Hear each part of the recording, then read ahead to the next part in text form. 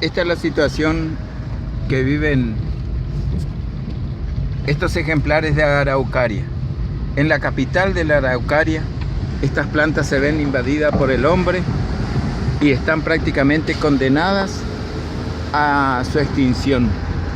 Aquí las vemos paradas a estas plantas que, de acuerdo a lo que nos decía nuestro guía circunstancial, Juan José Fernández, estas plantas mueren de pie.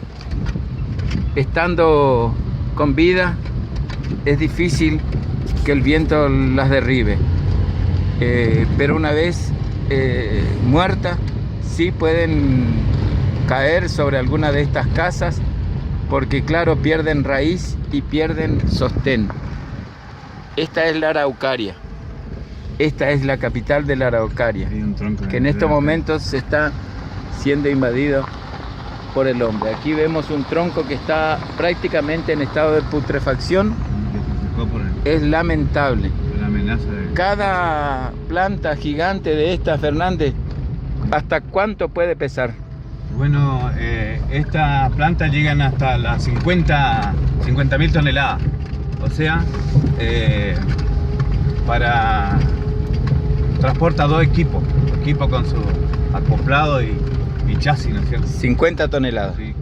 Hay árbol gigante que solamente puede llevar un equipo, lleva hasta 30.000 kilos y 50.000 kilos cuando está en su estado gigante, ya en 400, 500, 600 años.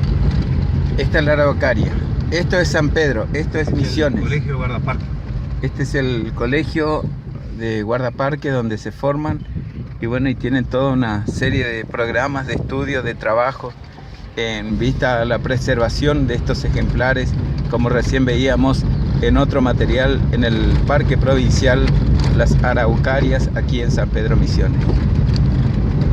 Hermoso, productivo, educativo, instructivo recorrido que nos permite disfrutar nuestro amigo Juan José Fernández aquí en San Pedro.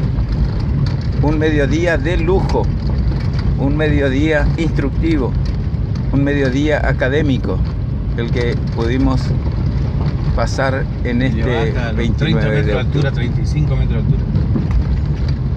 Esta es una planta de... Ahí está, en estado ya prácticamente de fallecimiento, un lapacho.